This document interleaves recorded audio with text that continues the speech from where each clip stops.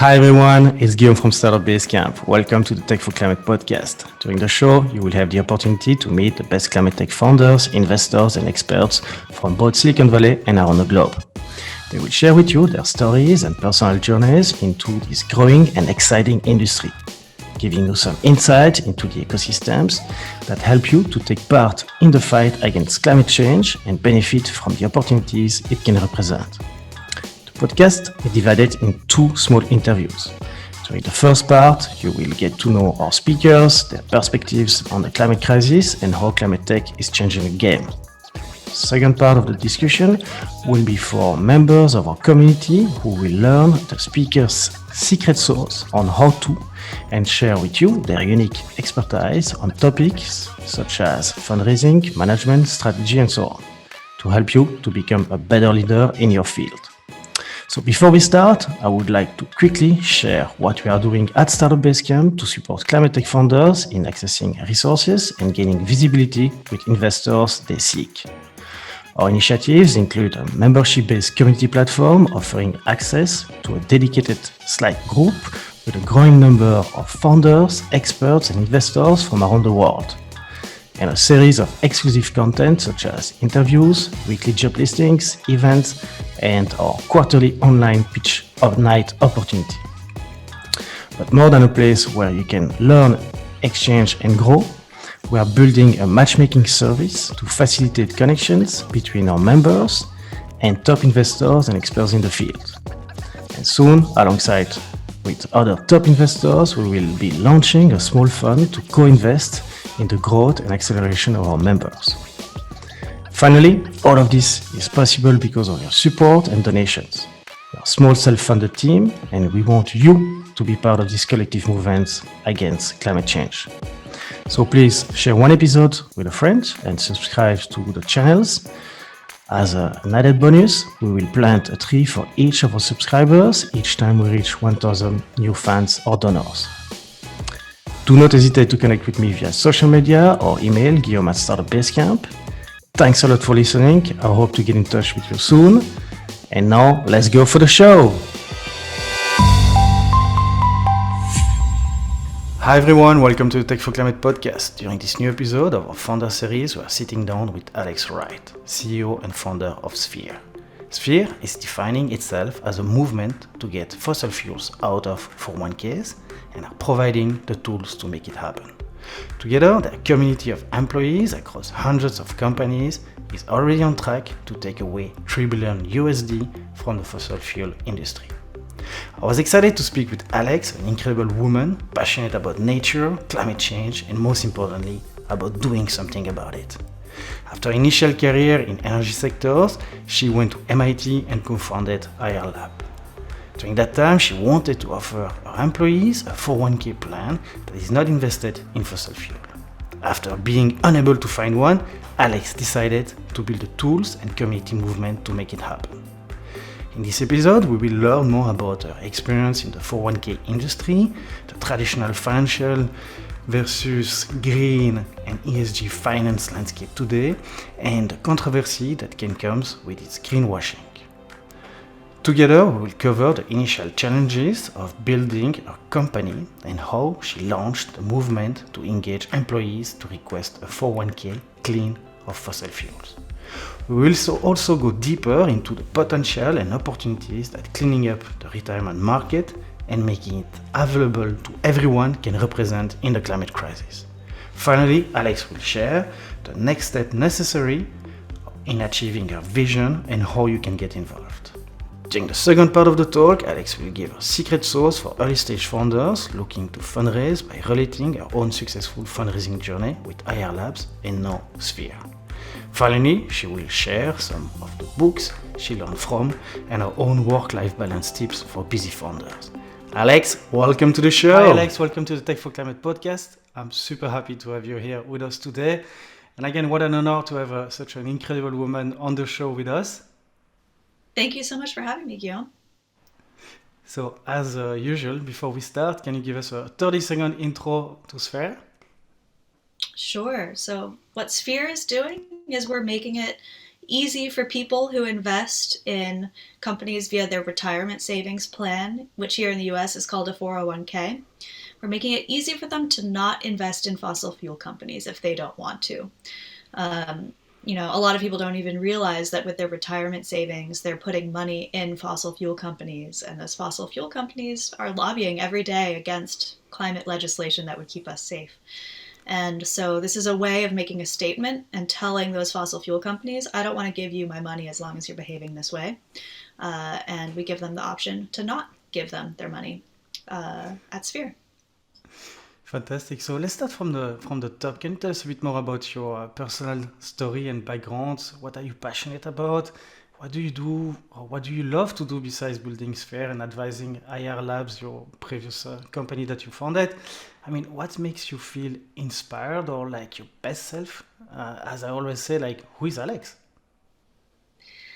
Well, it's hard to separate the work from me because I have to say I've been really passionate about climate change my whole life, ever since I was 12 years old. I had a teacher, my science teacher, get me really inspired about the environment and climate change. And I think part of that was actually he got me really scared about humanity's impact on our planet and on climate. And so I've just part of this has been fear based that I'm worried about what we're doing as a population to the earth. And the best way for me to not get too depressed about that every day is to feel like I'm working on it, like I'm doing something about it, and just feeling that I'm working on it gives me hope.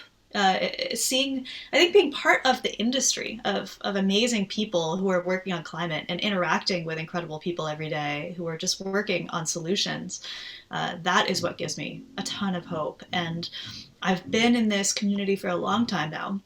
And I have to say, over the past 5, 6 years, the level of hope that I have that we will be able to turn this thing around has really increased, which is funny because it's over the last 5, 6 years that I've also seen firsthand a lot more wildfires living here in California, and that we've seen a spike in climate change related weather events.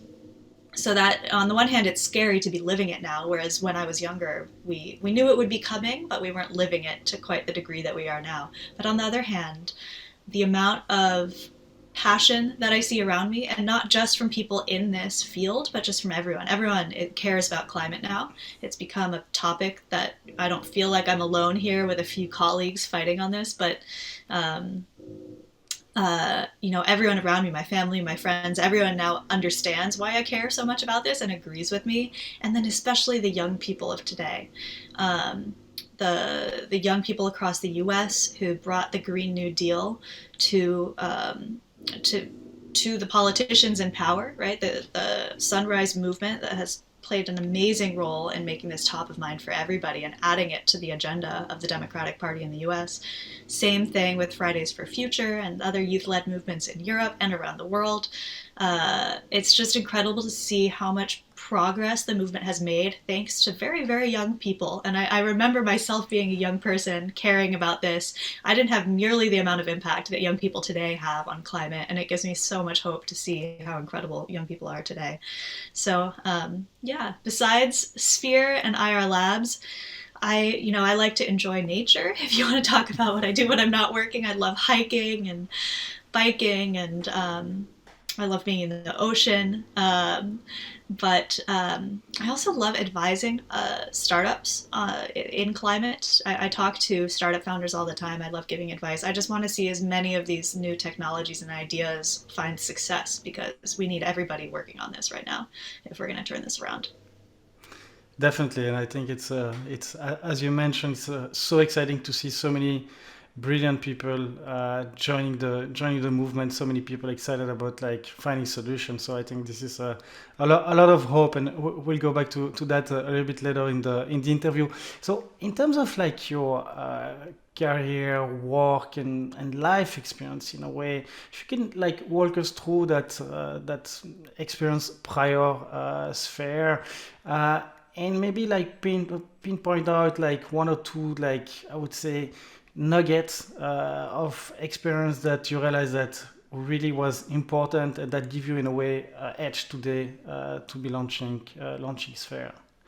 Maybe like, experience that wouldn't have been like, possible to bring with you as of today if you didn't have that journey that you had. Oh, that's a great question and an interesting one. I would say that I wouldn't have realized that this was a problem if I hadn't started another company before, if I hadn't started Ayar Labs and grown that company and learned how hard it is to offer a climate friendly option and an authentically climate friendly option for retirement savings to employees. Because I tried to do it as CEO of Ayar Labs and it was so hard to accomplish. So we'll dive into that a little bit more, I think, later. But just having that experience, feeling firsthand how hard it is and how there really aren't good solutions, there weren't good solutions before I founded Sphere, was super important. And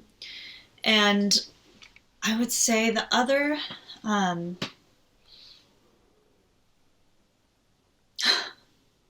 I'm just blanking what I was going to say. Can you edit it all? Yeah, for sure. No Thank problem. you. And the other experience that was super important was actually an experience I had while I was a student at MIT. I got an MBA at MIT, and it was while I was there that I met my co-founders for my first company, Ayar Labs, and we spun a technology out of a lab. But another experience that I had while I was there was that there were some students running a movement called Divest MIT that was all about removing fossil fuels from the MIT endowment. And I had never thought too much about investments before then, but I participated in some of the protests that the students were organizing to try to get MIT to divest its enormous endowment. And in doing so, that's what got me thinking first about my own investments. I realized, before I got an MBA, I had a job where I had a retirement savings plan through the company-sponsored 401k. And I was working at a clean tech company, this company called Enernoc that was very much one of the earlier clean tech companies in the 2000s. And all of my colleagues would have not wanted to be invested in fossil fuel companies. But I realized, wait, were we all invested in fossil fuel companies? And I went back and looked and realized, yes, I was invested in fossil fuel companies, and that's crazy. And before telling MIT to have their endowment not be invested in fossil fuels, I should probably make sure that I personally wasn't. So I figured out how to divest my own 401k, which you do that when you no longer work at a company by rolling it over into something called an IRA, and then you have a lot of choices. You can really choose anything to invest in. So it's a little intimidating if you don't know the investment world very well, but it's something you can figure out if you do a lot of reading. And that was really what raised awareness about, wow, even at a clean tech company, I was defaulted into an option that had me invested in fossil fuel companies. Interesting. Okay. And that it was when the wheels started turning that eventually ended up leading me to want to start Sphere. Okay. So before we go into the overview of the landscape and the market that Sphere is evolving, we like to also understand, and you mentioned that prior into the interview a little bit about this inspiration that your professor by in a way creating fears on your side about climate change, like plus now you mentioned like the different I would say moment and experience that you realized that in a way pushed you. But do you have like any, I would say, driver aha moment that you could maybe define as like that really like drives you to jump into the climate tech industry in itself? I think the driver, I cared about climate in particular since way back. So I can't think of an aha moment besides my inspirational 7th grade science teacher, but more of an aha moment for me was when I realized that entrepreneurship was the path I wanted to take to make a difference in climate, because I knew I wanted to work in the field going way back, and in college or university, I didn't really know what career I wanted to make an impact, and I explored a lot of things. I did internships all over the place, which were great for just learning about different types of jobs, in science and policy, and I ended up doing an internship actually at a venture capital firm. And I thought, maybe I should go into venture capital. And it turns out that one of the partners there, more of an advisor, not a full-time limited partner, but he was a really important advisor to the partners at this firm called Lux Capital.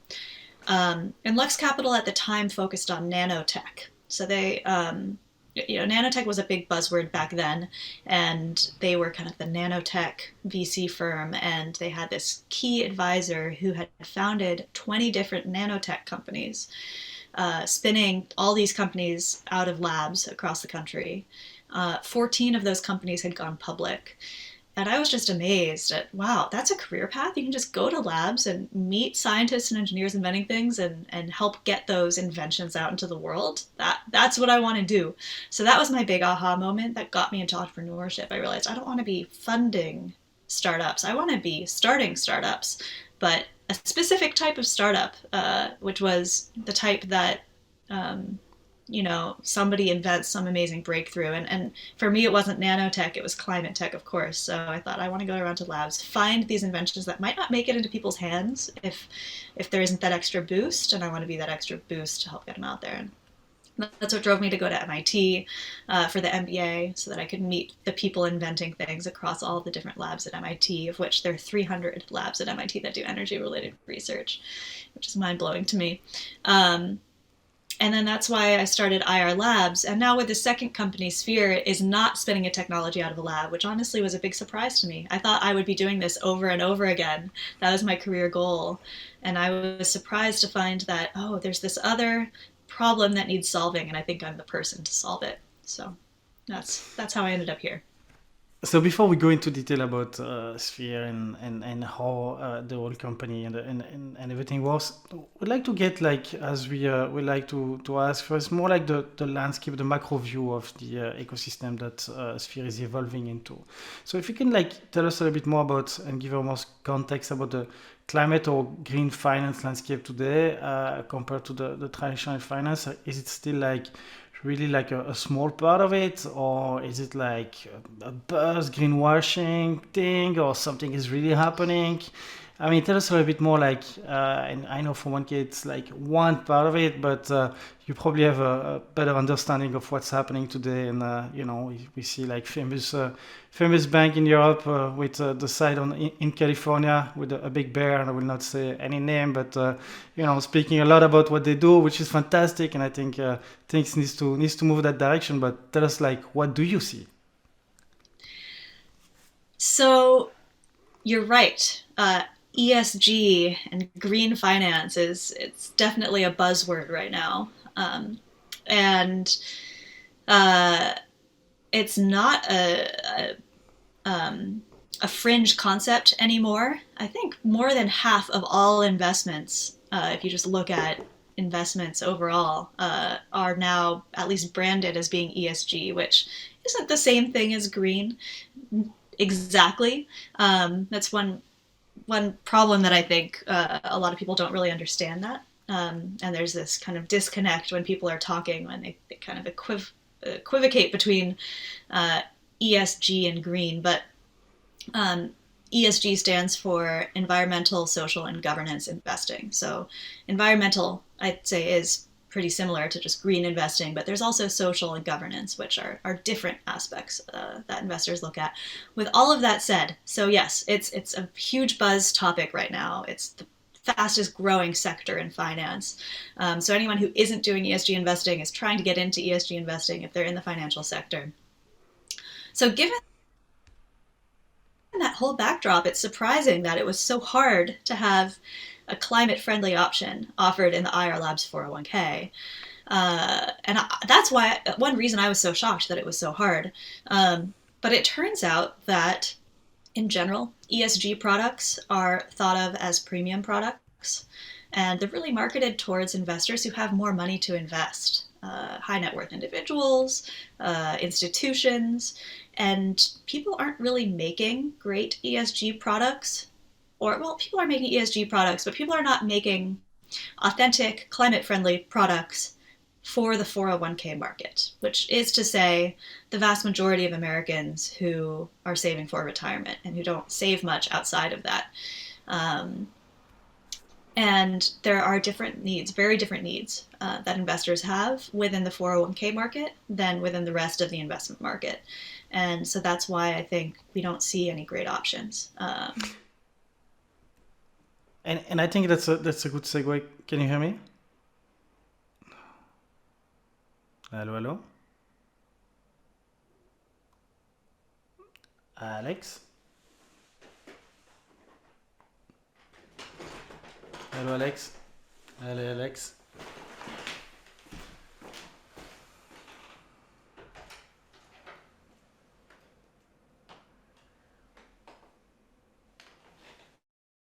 Recording in progress. Alex, can you hear me? Yes, can you hear me? Fantastic, you're back. I started to I sweat. could hear you all along, but you were frozen. But I could hear you. It was weird. Fantastic. Thanks God I was not like, oh, God damn it. She was so boring. No, I'm kidding.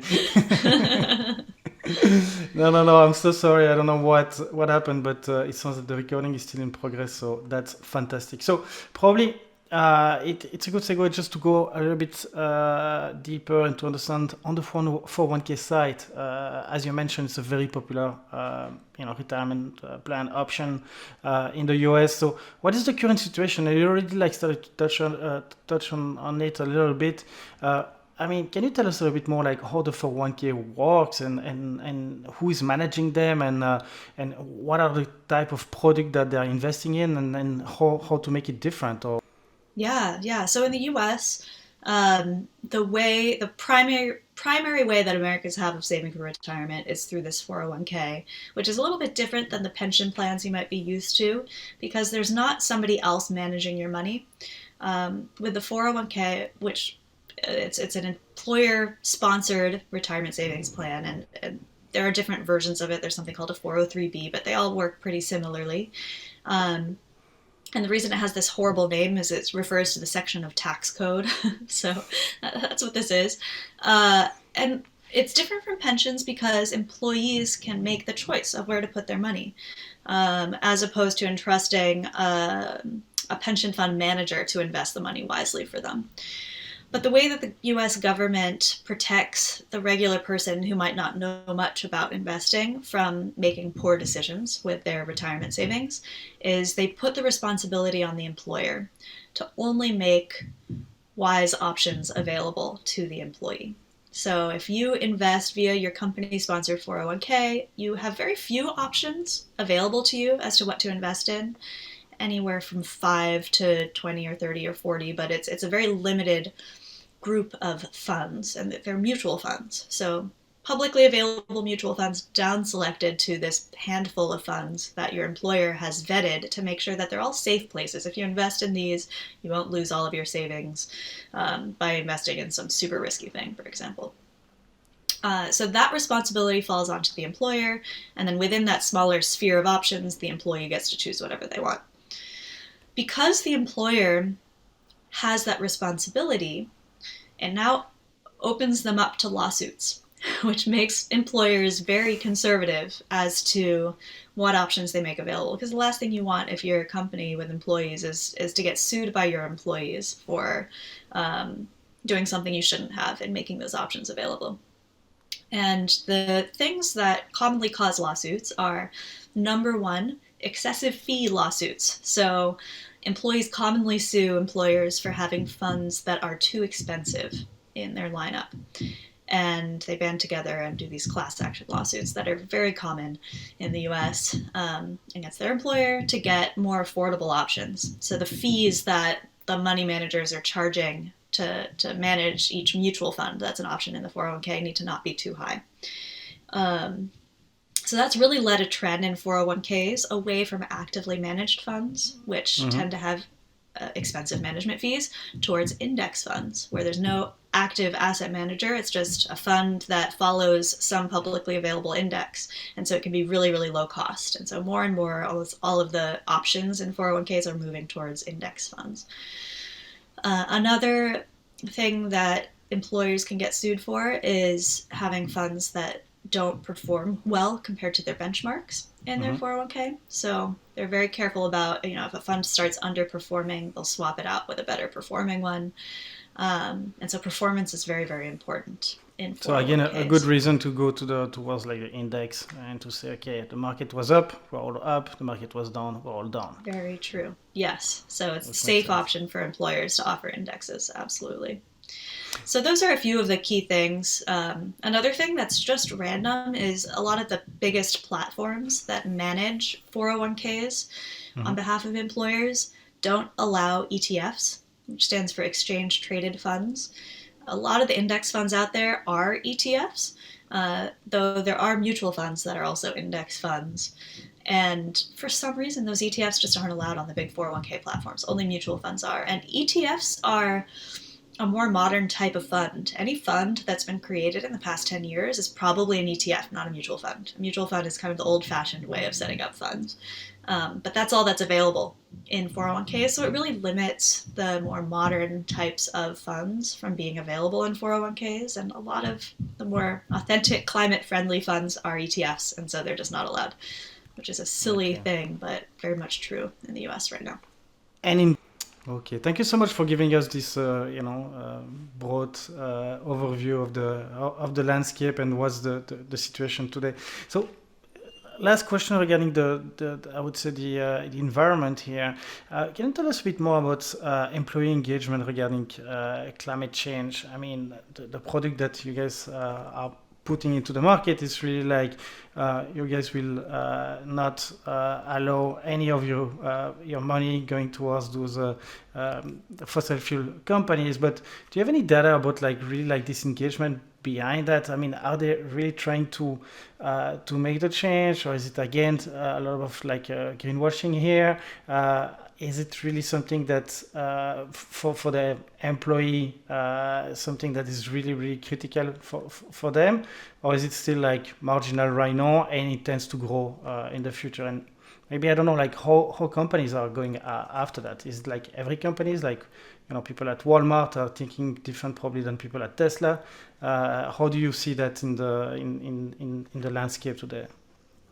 Well, first I'll say it's just shocking that pretty much almost no companies have an authentically climate-friendly option available to their employees. Whether you're talking about Walmart or Tesla, none of them do. And that is really shocking to me, especially for a company like Tesla that has market power. They have enough employees, a big enough 401k, that they could really make a difference if they were to do this, and they don't. That's really surprising to me. And there are definitely, I've spoken with many Tesla employees who would love to have this option, and they just don't feel that their voices are heard. And it's definitely a problem for employee engagement, because more and more studies are showing, especially right now with the Great Resignation. I don't know if this is as big of a topic around the world as it is in the US, but people are talking about it nonstop right now, how people are not tied to their jobs the way they used to be. Now, with the pandemic having gone on, people are just looking for jobs that have more meaning to them. And a big part of finding meaning, especially for the younger generations, millennials, Gen Z, they really want to feel that it's an authentic alignment that their employers have with their values. And so if they see an employer talking about caring about climate, but then not even giving them a climate-friendly investment option in their 401ks, they notice that, and it really makes employees angry. And I've spoken with a bunch of employees who have been trying to get a fossil-free investment option at their company for years, and get so disgusted by the whole process, they leave and they go work somewhere else, because they just, they're so frustrated that their employer doesn't seem to be listening to them at all. So it's still a very new topic. A lot of people don't even think about where they're putting their investments, but more and more people are becoming aware of it. And once they do become aware of it, it's something they get really frustrated about. And the greenwashing is a huge problem with it too, because a lot of the time employees will ask their employers, they'll go to HR and say, hey, I would love a climate-friendly option, a fossil-free option. Then HR will go to their 401k advisor. This is, a financial advisor who advises the company on their 401k, and they'll say, hey, we have employees asking for green options. The advisor will then say, oh, you mean ESG options? Okay, we'll add an ESG option to your plan. Oftentimes that ESG option is just as heavily invested in fossil fuel companies as the non-ESG option, because of this thing I was talking about, where to financial managers they say, oh, we need to be 5% invested in this sector and 3% in that sector. And then employees will see, okay, you added an ESG option, but why is it still invested in Exxon and Chevron? That makes no sense. So there's really this disconnect going on. And I don't even think it's really because anyone has bad intentions. I think it's because the way that the financial industry, people who've been working their whole lives in this industry, think about green products is they put this ESG framework on it, which is really not the same thing as what employees who, over 80% of Americans are worried about climate change now. It's the top number one issue that they want to make a difference on this with their money. And there's this disconnect in language that's happening. And so I think a lot of the frustration comes from that. And at Sphere, we're trying to shine a light on it and provide a real, authentic option where employees can make a difference with their money. Okay, so let's go back to Sphere in itself. Can you tell us a little bit more? Like you already touched on a little bit about it, but like the story behind it. Like, you really started this company out of like the needs. But tell us a bit more about like what, and then maybe we can start to understand a little bit more about like the product in itself. Like, how do I sign up? How does it work? Tell us a bit more about that as well. Yeah, so the background on Sphere is really my background. So I told you about how I was at MIT. I wanted to start a climate-friendly company. I started Ayar Labs. What we do at Ayar Labs is we make data centers and supercomputers more energy efficient by using light to move data between chips. It's really this amazing breakthrough my co-founders came up with that they made the world's first ever processor to communicate using light. And we, of course, have a culture at Ayar Labs of caring about climate change, about making data centers much more energy efficient, and cutting down on the energy use in one of the fastest growing users of energy worldwide, which is computing infrastructure. And so it was really important to me to have a fossil-free option there. And the response I got every time I asked our providers for a fossil-free option was, oh, interesting, let us look into that. And it took over 3 years to get a single fossil-free option. So I was just shocked at how long it took, how hard it was. And that was that frustration that led me to decide to start Sphere. And it turned out that I wasn't alone. There are other CEOs of clean tech companies who've had the same frustrations I've had. It turns out there are these employees at big companies, Apple, Facebook, Microsoft, you name it. There's an employee interest group at all of these companies that's been pushing for fossil-free investment options for years and not getting it. So that's really the founding story of why I decided to start this, because I realized, there are some real structural reasons that it's hard to put fossil-free options in 401ks, but none of them are insurmountable. It's possible to have an inexpensive index fund that's fossil-free. It's just no one's done it yet. Mm-hmm. And so we started Sphere to create the type of mutual fund that's acceptable in 401ks, where employers don't have to worry about lawsuits for excessive fees. They don't have to worry about lawsuits for poor performance. Fossil fuel companies have been dragging down performance over the long term for decades. There are a ton of studies showing this. And so just removing fossil fuel companies from an index means you have a good performing index. You can document that with a 10-year backtest that shows how well it performs. And so you can offer safety to employers who might be worried about lawsuits. And then the other thing that we're doing is we're really amplifying the voices of those employees who are asking for fossil-free options. Because the more people who ask for this, the more likely they are to get it. Because there are some gatekeepers. First there's HR. HR has to want to implement this. So the first thing employees can do who want this is just get in touch with their HR manager, their benefits manager, and say, hey, I'd love a fossil-free option in our 401k. But then the HR manager will go to their 401k advisor. This is an external financial advisor. And they'll say, hey, employees are asking for this. And then that advisor will go to the record keepers. These are the platforms that provide 401ks. And basically, the more demand you have coming from each of those steps, the more employees who are asking for this, the more HR managers who are asking for it, and then the more 401k advisors who are asking for it, the more of these platforms will make truly fossil-free options available to companies. So really creating that customer side demand from the grounds up is the most important thing. And that's why we're really amplifying the voices of employees who are asking for this and making sure those voices are heard. So how did you manage to put that together, and what was the initial challenges that you face as coming from you're working in tech and not at all in the financial world? So how did you catch up on all of that and understood like what is the regulation behind it, and like who needs to to make it happen? Like tell us a bit more about that, and how do you select those stocks? How do you build this index to make sure that you can really provide this 100% I would say insurance that there is no fossil fuel behind another product that is in a way part of the portfolio? There are a lot of approaches out there to making more climate friendly options than the average. Everyone will have a different approach that they use. The vast majority of the approaches are much more thoughtful, honestly, than ours, but also much more time intensive and expensive to put together. They're usually actively managed. There's somebody giving ratings to every company within a fund and saying, okay, is this company truly, being climate friendly? Are they moving in the right direction? Are they making commitments on what they want to do by 2030 and by 2050? And then are they sticking to those commitments? Are they measuring their carbon outputs? So there are a lot of really thoughtful, wonderful investment products out there that take that approach.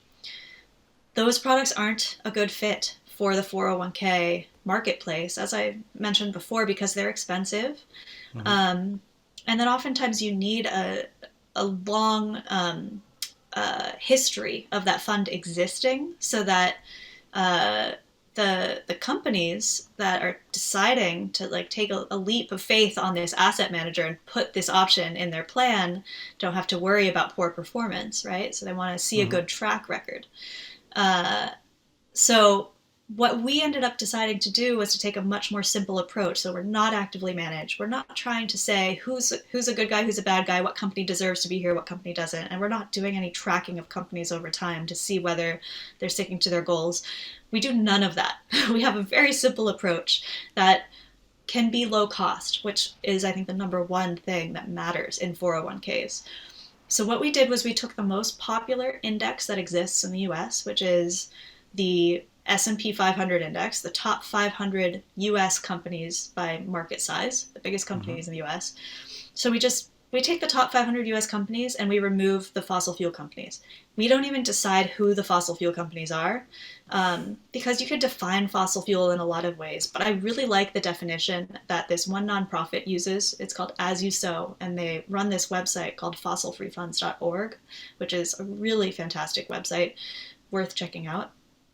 And their definition of fossil fuel companies is companies that extract fossil fuels from the ground, that refine those fossil fuels, that distribute them. It's a very straightforward definition of fossil fuel companies and very limited, which is good for this retirement use case, because you could expand, you could say, oh, but do they, FedEx has a lot of trucks that, burn a lot of fossil fuels, and does that count, etc. You could it could creep, you could see this creeping into a large swath of the economy. But in retirement planning, you want to be broadly invested, very diverse. And so the nice thing about this narrow definition of fossil fuel companies is that you only remove 5% of the total market cap, and you're not concentrating your wealth into one sector in an overly heavy way, which could be risky to do with retirement savings. Another nice thing about this definition is that when you're just talking about traditional fossil fuel companies, it aligns very well with the companies that are doing a lot of lobbying internationally to prevent fossil fuel regulation, to prevent climate legislation from getting put in place that would keep us all safe. And ultimately, the reason that I started this company was because I don't want to be giving my money to companies that are lobbying against legislation that would keep us safe. I think the number one most important thing we can do to turn this around is to put a framework in place globally that limits warming to 1.5 degrees Celsius. Once that framework is in place, honestly, we can burn fossil fuels. There's a limited amount of fossil fuels that I expect we will burn while still keeping our planet safe and under 1.5 degrees Celsius. But the thing is, we have to have that framework so that we know we won't go beyond 1.5 degrees Celsius. And what's preventing us from having that framework in place? Honestly, it's lobbyists. Yeah. A majority of not only Democrats in the US, but even Republicans in the US are worried about climate change and want to see the government do something about it. But the government isn't doing what we want. Why is that? Because of special interests. Because fossil fuel companies pay so much money, and politicians are terrified of the fossil fuel lobby. It's so powerful. And so we're sending a message to the fossil fuel companies in particular, loud and clear. It's not FedEx that's doing this lobbying. It's not the airlines. It's Exxon and Chevron, right? And so we're not going to give them our money until they take their lobbyists and bring them to the table. Have them participate in a conversation about what should this framework look like? How do we keep ourselves safe? And it might sound crazy to say that I think they should come to the table and be part of the conversation about climate legislation, but I honestly don't think we'll be successful in having climate legislation that keeps us safe unless they're part of the conversation. And I look back at history and I see this has happened before. With the automobile industry, there was a time when they were lobbying against emissions legislation in the US. And then there started to be this sense of inevitability that there was going to be emissions regulation in the US. And they realized, hey, we'd rather have a seat at the table and help craft what that legislation looks like, and also create some certainty in the timeline. Instead of having no idea when it'll come out and how it'll impact our business and having all this uncertainty in the future, and also not knowing how it'll impact each company, we want to create a level playing field and make sure that every company is impacted in an equal way. So we'll come to the table, we'll help craft that legislation, we'll actually lobby for emissions legislation. That's what ended up happening with the automobile industry. So we want to create that same scenario with the fossil fuel companies. Create this sense of inevitability. There will be legislation put in place. Come to the table, be part of the conversation about what it should look like instead of fighting against it. Now let's keep all of us safe. And that's what we're trying to do here with this very narrow focus on fossil fuel companies. And I think that's a good segue for my next question. Is like, how do you engage and accelerate this movement for, in a way, user adoption into your movement? Like, do you feel like any roadblocks to acquire, more employees or companies? I mean, what needs to happen to go mainstream with Sphere and find you as an option in every companies in the US?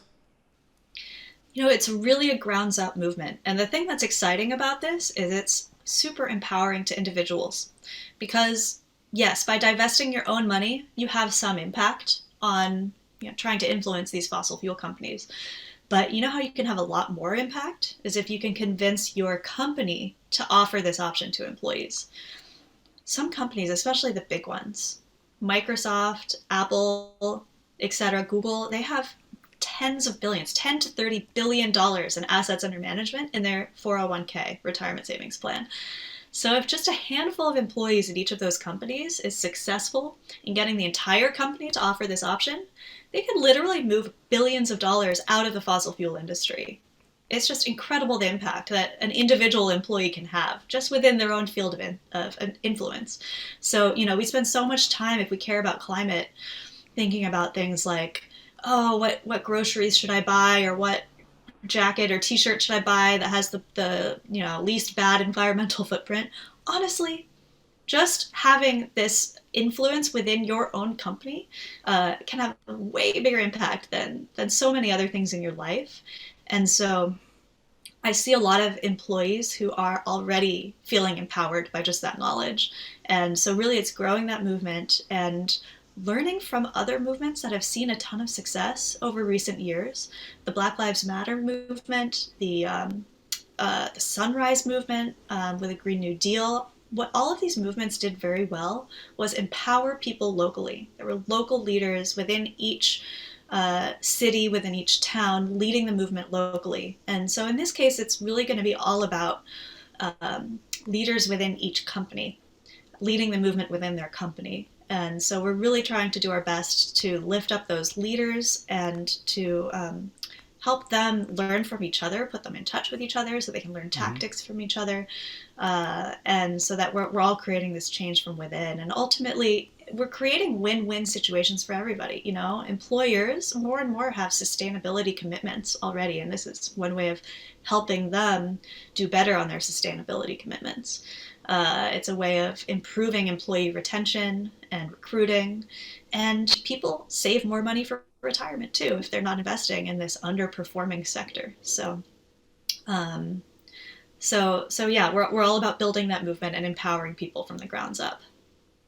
Fantastic. And so let's speak a little bit more about the economics of Sphere, like the business model. I mean, how does it work? What's the margin cost of to acquire those new users? Sounds like you're spending a lot of time like to empower employees as advocate in different companies. So they're doing this spreading the word for you guys. So tell us a bit more about the economics of Sphere.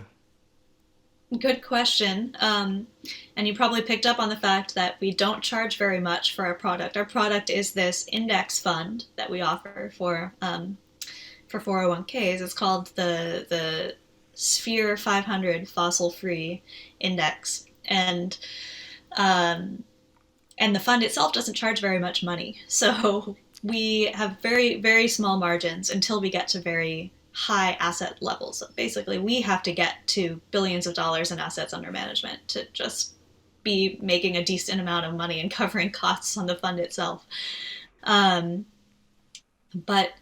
I think that if we're successful with building this movement, we'll fly past the $1 billion threshold and well past it, because so many people care. Over 80% of Americans are worried about climate change, and this is a real way to make a difference. So we're really banking on, the only way we can have these low margins is by being able to grow to very high levels, and then also thanks to the generosity of our investors. So we're venture backed, and in essence, what our venture capital investors and angel investors are investing in and backing is our ability to run at a loss until we get to that break-even point with a large amount of investment.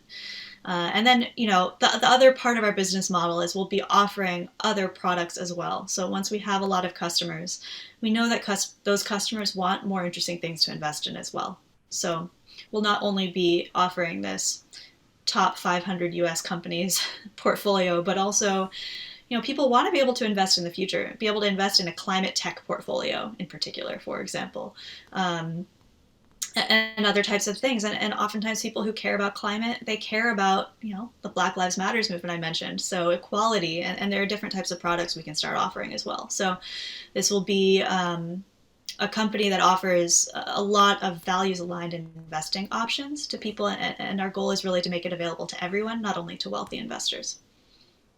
So, what is the size of the market opportunity here? We're talking about billions of dollars. Like, do you have any ball range about it? It's trillions of dollars that are in retirement savings alone. Yeah, so it's a very, very large market. So what's the next step in a way you're mentioning, now we are really doing this ground up work with the employees, like what needs to happen to really go to the next step and to scale? What would be what keeps you up at night right now, and that you try to solve to really unlock this growth? Well, we're very nascent right now, so we just founded the company within the past year. We just launched the product, this fund, a couple months ago. And now what we're working on is making that fund available on the different investment platforms and retirement platforms that exist. So that's really the next step. We're available on a number of platforms, but really we want to be available everywhere. And so that's the main thing we need to unlock as we grow. And again, it'll come back to demand. So that employee movement, employees asking benefits managers asking 401k advisors. The more 401k advisors that are asking the platforms for this fund to be added, the quicker this fund will be made available everywhere. So that's really our next step. Fantastic, and congrats on everything that you have been able to achieve in a little bit more than a year. So, a couple of last questions before we conclude this part one. According to you, I mean, what is the role that women can play in the fight against climate change? I mean, what is your opinion about it, and what would you recommend to female founders, investors who wants to contribute to it? What could they do? We see, like how it works with the work. I would say the tech industry, but also the traditional work sphere in itself. There's always this role of women, and I feel like more than ever that women is also like a big important role to play in the climate tech ecosystem in itself. So, how, what is your view about it? Well, there's so many different things I could go into on this topic, but we have a short amount of time. So I would say one thing, especially in climate entrepreneurship and climate tech in particular, is I do find that in mission driven enterprises, women tend to be especially powerful, motivated. I'm so impressed within this industry in particular, within the climate industry in particular, about how many women-led companies there are and how impressive they are. And I think it's not a coincidence because honestly, we know there's still inequality in the workplace, right? It is harder to be a woman in any type of job, and we saw the extreme levels of that, especially in the U.S. At the start of the pandemic, when far more women fell out of the workforce at the start of the pandemic than men because they fell into those roles of caring for children, caring for the elderly, much more than men did. And it just made apparent the fact that we still don't have equality at home in who takes those responsibilities. And we don't have the social support in this country to enable women to have the support they need to be able to keep their jobs. And what I think all of that means in terms of values aligned work is that for the women who do persevere and work anyway, despite the fact that all of these dynamics exist in our society and have not been solved yet, are the ones who really care.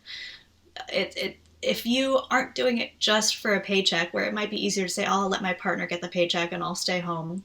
If you're doing it because you're passionate about what you're working on and you want to create change in the world, uh, then I think it's the people who are most hungry for change. And I think that's probably why you see so many more women working on climate than you do in other places. In Ayar Labs, it was a Ayar Labs is a semiconductor company. So, I have my climate hat, but I also have my semiconductor industry hat. And at those conferences, I stood out as one of the only women on stage when I spoke on a panel, or just, the restrooms were always empty, which was great. And there was a long line for the men's room in every conference I went to. And then in finance, there's not quite the imbalance that there is in semiconductor. So I do see more women working in finance, which is great, but still far more men. But then when you go to climate events, it's really wonderfully even, and there are a lot of really impressive women. And I think it is because we're just so passionate in this field. And of course, passion comes no matter what gender you are. But I think it's what keeps us in the workforce and keeps us motivated every day, is because we really want to see change in the world. Thanks a lot for sharing your view on that. And it's true. I mean, we see in the podcast, we see in the different report that we do about women in climate tech that there's so many incredible women, and always super happy to be able to share their voice around the audience and the community.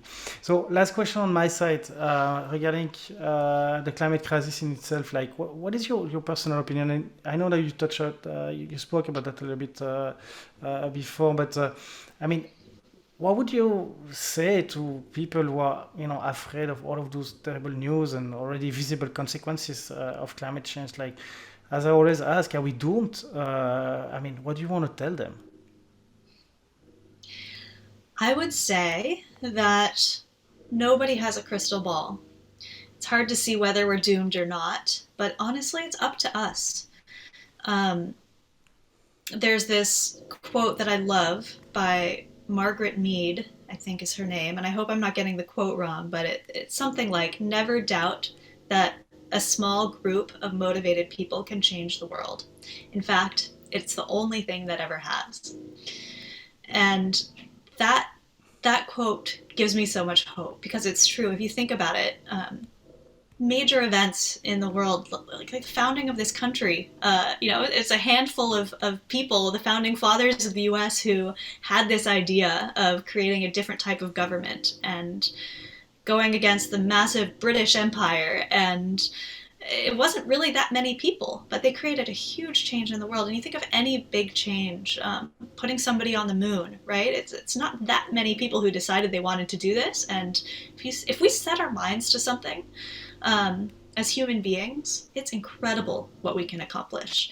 So far, we have not set our minds to solving climate change. We're still working around the fringes, around the edges, and that's why we're living in such a scary place already now with these extreme weather events. But once we do actually all just decide, yes, we want to solve this problem, I have no doubt that we will, because we can accomplish anything once we set our minds to it, and that gives me a huge amount of hope. And the change in public opinion on the topic just over the past 5 years, especially in the US. I know in Europe, people have really cared about climate change and environmentalism for a long time. In the US, we're just starting to catch up.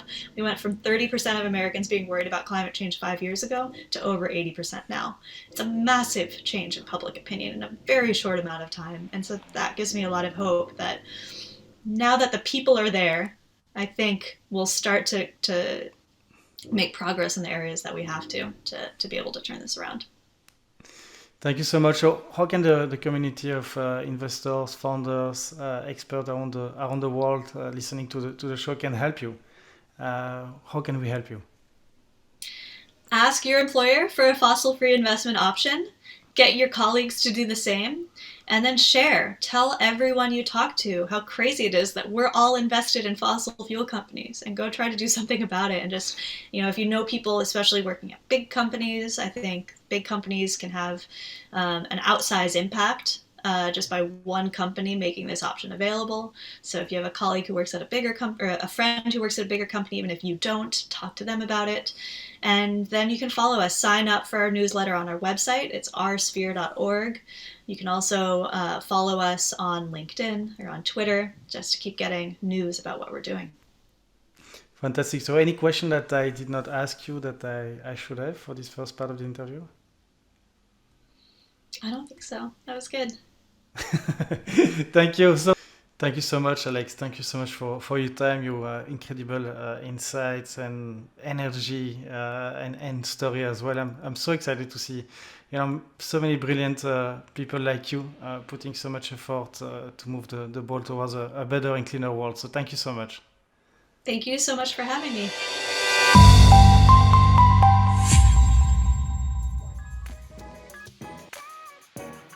Hi, it's Guillaume again. Thanks for listening. I hope you enjoyed the show. As I said, do not hesitate to share an episode with a friend. Also, if you value the work we do for the climate tech ecosystem, here is how you can contribute to it. Today, I'm asking for your support and a donation or sponsorship to make the work of our self-funded team more viable. Even a small contribution means a lot to us. In any case, I will invite you to subscribe to our channels and visit our website startupbasecamp.org to discover more episodes like this one, and get your membership to access all our members' exclusive content. So remember, all of this is possible because of your support and donation, and we want you to be part of this collective movement against climate change. Let's keep in touch, and I hope you will enjoy our next show with us.